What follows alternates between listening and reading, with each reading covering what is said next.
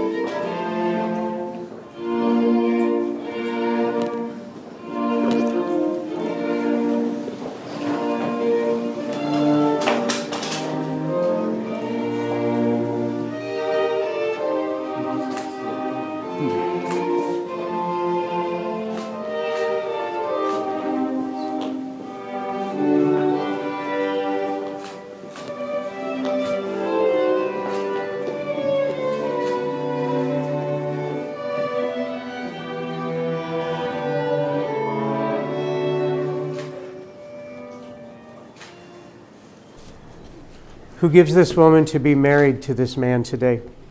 I do. Thank you. Give your daughter a hug. All right. Shake his hand. No hitting. None of that today.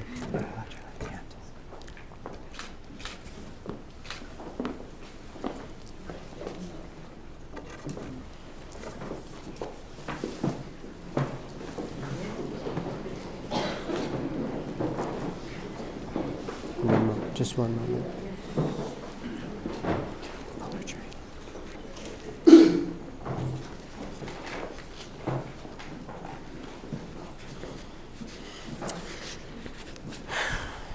Kyle, act like you like her. There you go. There you go. Friends and family, you've all come here today at the invitation of Kyle and Jasmine to share in the joy of their wedding. Now, this is an outward celebration that you're going to see and you're going to hear today, but it's truly much more than that. You see, this is an expression of an inner love and a devotion that these two have in their hearts for one another. Now, we're going to begin today with a reading called Union by Robert Fulghum. You have known each other from that first glance of acquaintance to this point of commitment. At some point, you decided to marry. From that moment of yes to this moment of yes, indeed, you've been making promises and agreements in an informal way. All those conversations that were held, riding in a car, over a meal, or during a long walk, and all those sentences that began with "when we're married." Did you have any of those? You did, right? You remember those sentences? Asking each other that question. And continued with "I will" and "you will," but finally "we will."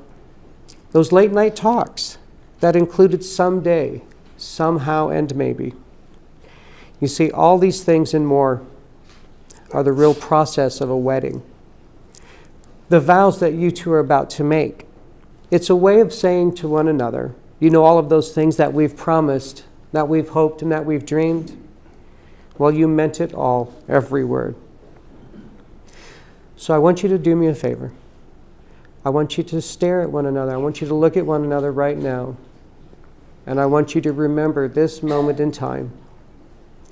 You see, before this moment, you two have been many things to one another. Can you believe you were once an acquaintance? You just met.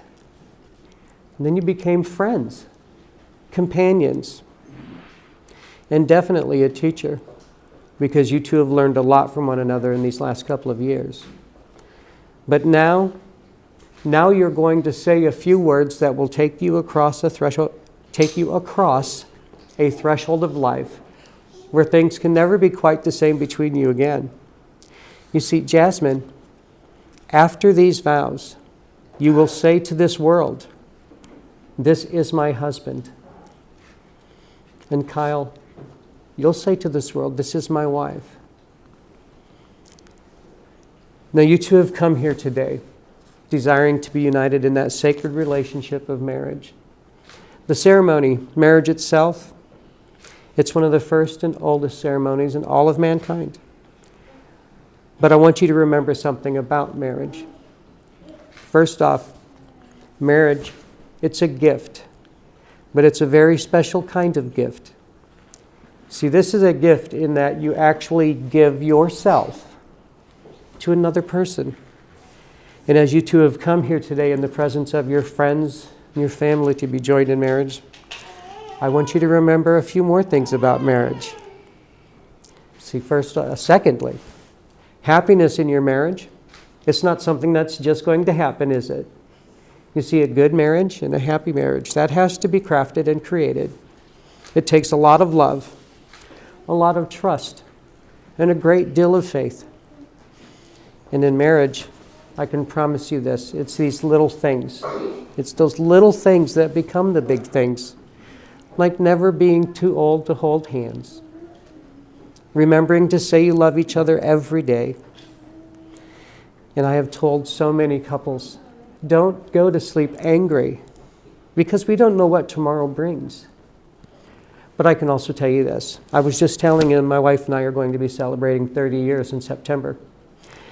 And there are many nights when we've gone to bed angry. You try not to, but it happens. But the goal, again, is to try not to. But something you can never do.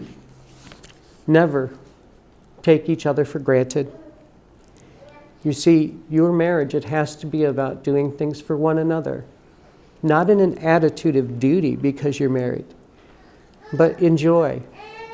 Even in sacrifice. Did you know you can find joy in sacrifice? It may hurt at the moment, right? Because that's what sacrifice can do sometimes. But you can look back on that sacrifice, and it can make you smile. And for you two today, you can do that because you can look back in that sacrifice you made that hurt so much at the time. It made you smile because it made your wife happy. It made your husband happy. It's also speaking words of appreciation and demonstrating gratitude in thoughtful ways. Jasmine, my dear, you have a beautiful bouquet of flowers. Do you like flowers? Yes. That was pretty definitive. So that's what we call a hint. Get her some flowers once in a while. You see, that's demonstrating love in a thoughtful way. Jasmine, you're not off the hook here, my dear. You have to demonstrate love in thoughtful ways too. Now, it may not be a bouquet of flowers, but you still have to do that. It's also understanding that going into your marriage, going into this life together that you're going to live, you can't expect your soon-to-be husband to be perfect, because he's not. You can't expect your soon-to-be wife to be perfect, because she's not. I'm pretty much guessing a lot closer than you and I, but still not quite there, Jasmine. Because if you had that expectation, that would simply mean you were loving one another on condition. And in a good marriage, that's not something you get to do. You two have to love one another from this point forward unconditionally. And I know, just from talking with you two, you're both ready for that. Jasmine, Can we turn and pass your flowers, please? Sure.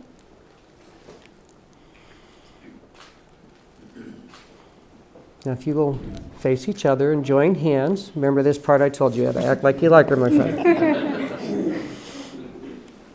Now, Kyle. Yes. I want to remind you that marriage, it's a precious gift and a lifelong commitment. And it's a challenge. And it can be a challenge.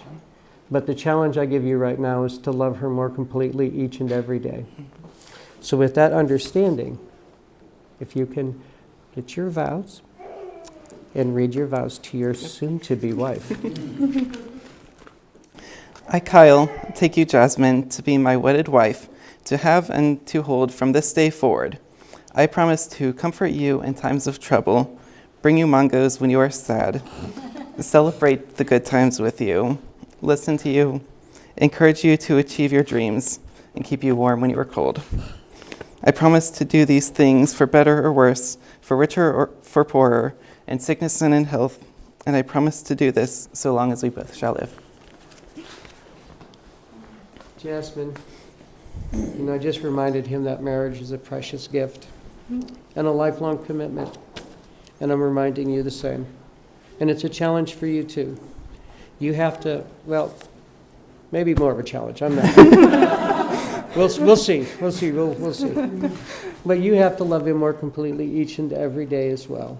So with that understanding, I'm going to speak your vows to your soon-to-be husband.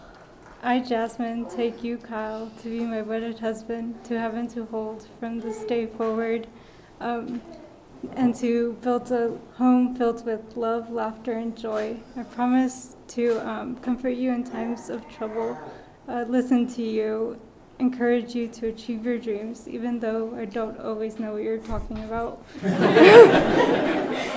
And even though I may never be able to hold a conversation, I promise to try to remember that FPGA stands for Field Programmable Catering.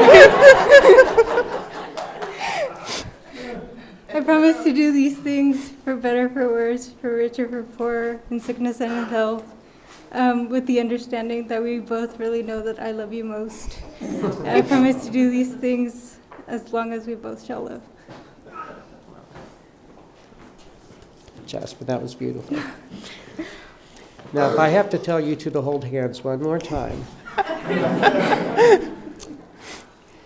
Now, we have a poem that will be read by Carlos. So, Carlos, if you can come forward, please.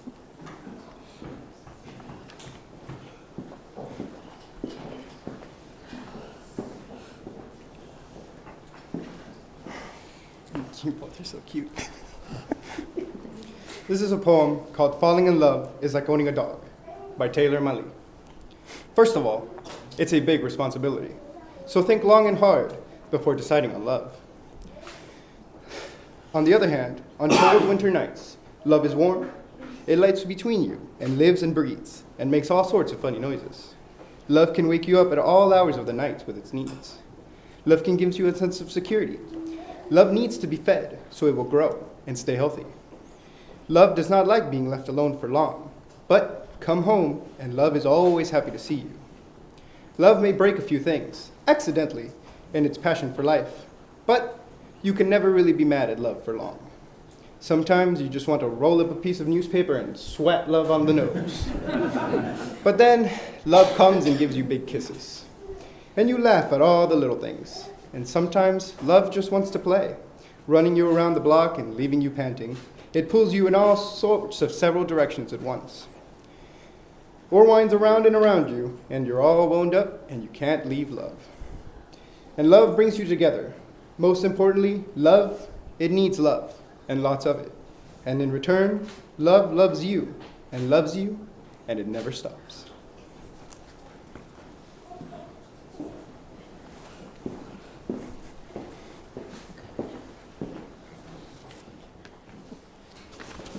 Is that not a cute reading or what? I love that. Now, today, Kyle and Jasmine have chosen to exchange the wedding ring. It's the sign, and it's the seal of the promises they're making to one another today. And I'm not only going to tell these two a little bit about that wedding ring, but I'm just going to remind all of you. The wedding ring has always been in our culture a symbol of eternity. It typically has no definable beginning or end. And it's an outward sign that you two are going to wear to show all these people, your friends and family, factually anyone you meet in this world, that you two are wedded to one another with an endless love. Now it's your job, both of you. You have to keep love continuous throughout your life, just like the circle of your ring is continuous. And as you wear these rings, whether you're together like you are right now, or if you're apart for even a brief moment, let these rings be a constant reminder of the promises that you two have made to one another on your wedding day. Matthew, may we have her ring, please?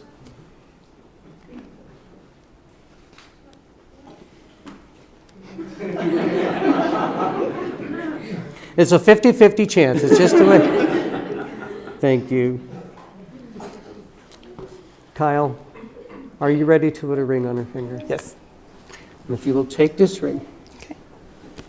and as you place it on the third finger of her left hand, now make sure the photographer can see that. You got to show off that bling. And placing it on the third finger of her left hand, holding her hand in yours, I want you to repeat after me. This ring, a gift for you. This ring, a gift for you. And you have to look at her. She's a lot prettier than I am. Symbolizes my desire. Symbolizes my desire. That you be my wife. That you be my wife. From this day forward. From this day forward. And as this ring. And as this ring. Has no end. Has no end. Neither shall my love for you. Neither shall my love for you. With this ring. With this ring. I be wed. I be wed. Very nice. Good job. All right, we got a 50-50 shot. 100%. Thank you so much. Jasmine, are you ready to put a ring on his finger, my Yes. dear? Here you go. Now, placing it on the third finger of his left hand, holding his hand in yours, repeating after me. This ring, a gift for you, This ring I give for you symbolizes my desire symbolizes my desire that you be my that husband you be my husband from this day forward. from this day forward. And as this ring And as this ring has no end, has no end, neither shall my love for you. neither shall my love for you. With this ring, With this ring I thee wed. I thee wed. I think she rocked it. I think she rocked it. Well, today, Kyle and Jasmine are doing something special. Over to my right, which is that stage right? I'm not sure. I don't know how that works. But to my right, we have what's called the Unity Sand Ceremony. And what it is, they're going to symbolize their relationship through the pouring of these individual containers of sand into the one vessel. And we're going to begin with the vase with the white sand, which represents and symbolizes the love and the faith on which this marriage is founded. So with that, I'm going to go and I'm going to pour the white sand. Then I'm going to get out of your way, and you two can come over in just a second, okay? I am not stepping on that dress, so I'm walking all the way around because it is a beautiful dress. So again, this one represents just the love and the faith they have in one another as the foundation of their marriage.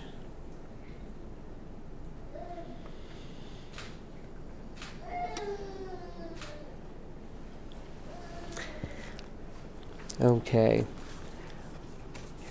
Come on over this way, and I'm going to get out of the way again.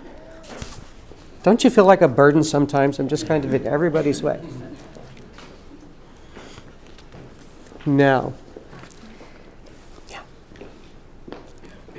we're going to begin with Jasmine. If you'll take a little bit of your sand, Jasmine,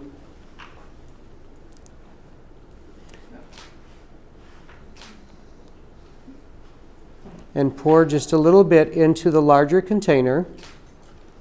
And this, what she's doing right now, this little bit of sand she's pouring represents who she is right now and who she was in the past.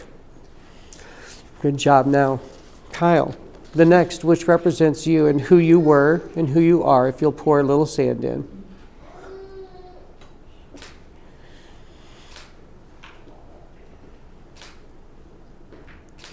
Perfect.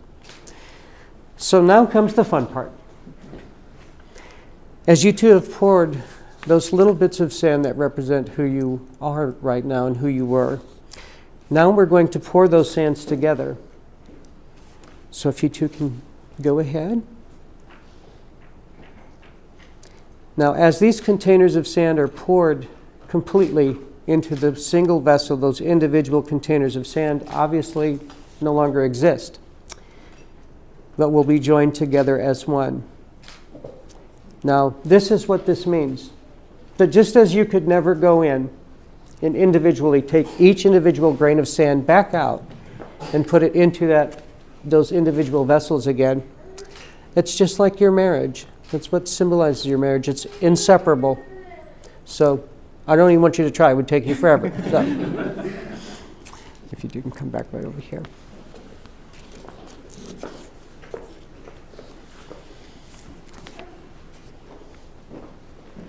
We're going to let her get the dress fixed up a little bit. And I'm walking in my circle. Okay, so what I'm going to do now is make Martina like me a little bit. I'm going to have you take a step back. No, there you go, there you go, there you go. Right there. I'm going to have you step a little bit forward. There you go. Are we symmetrical? Yeah. Are we good? Okay. Perfect.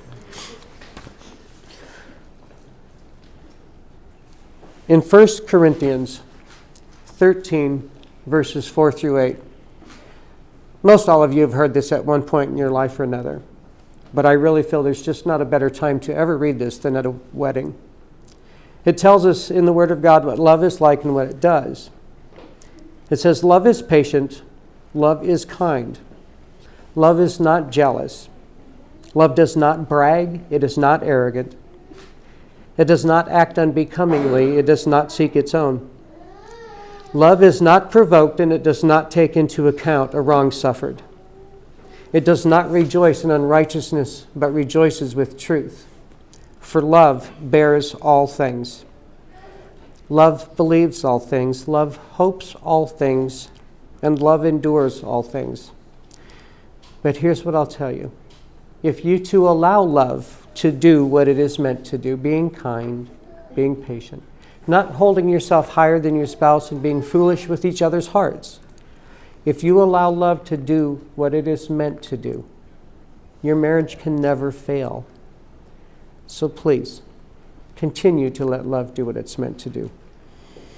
If you would, let us close with a prayer. Father in heaven, you've ordained marriage for your children, and you've given us love. Today we present you Kyle and Jasmine, who come this day to be married. May this covenant of love they make be blessed with true devotion and commitment. We ask that you give them the ability to keep this covenant they've made, and if selfishness shows itself, grant them generosity. When mistrust is a temptation, we ask that you give them moral strength. When there's a misunderstanding, give them patience, give them gentleness. If suffering becomes a part of their lives, give them a strong faith. Give them that abiding love that only you can provide. I ask that you continue to bless this couple. It's in your name we pray. Amen. All right, Jasmine. Kyle, are you ready? I think they're ready. She's got a big smile on her face. Jasmine and Kyle, you two have come here today before your friends and before your family and expressed your desire to become husband and wife. You've shown your love and affection by the joining of hands, and you have made promises of faith and devotion each to the other. You've now sealed these promises by the giving and receiving of rings. Therefore, it is my privilege as a minister, by the authority vested in me by the state of Texas, that I happily pronounce you our husband and wife. Kyle, you may kiss your wife.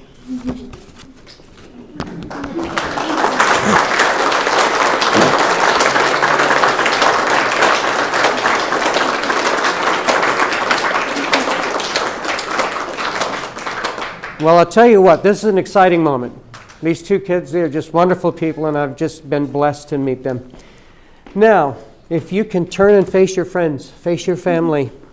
Give her flowers, please. Don't forget your flowers. She's bringing them right over.